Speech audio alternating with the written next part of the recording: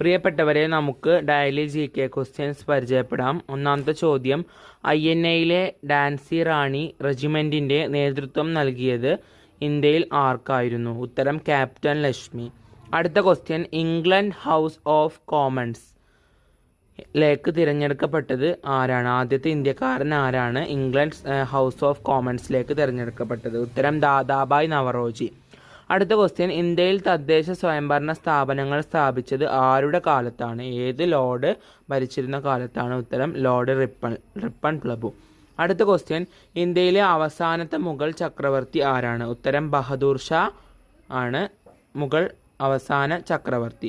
അടുത്ത ചോദ്യം, ബഹദൂർ ഷയെ നാടുകടത്തിയത് എവിടേക്കാണ്? ഉത്തരം ബർമ്മയിലേക്കാണ് ബഹദൂർ ഷയെ നാടുകടത്തിയത്. അടുത്ത ക്വസ്റ്റ്യൻ, ഇന്ത്യക്ക് സ്വാതന്ത്ര്യം ലഭിച്ചപ്പോൾ ഇന്റർനാഷണൽ കോൺഗ്രസിൻ്റെ പ്രസിഡന്റ് ആരായിരുന്നു? ഉത്തരം JB കൃപലാനി. എല്ലാവരും നന്നായി പഠിച്ചു മുന്നേറുക.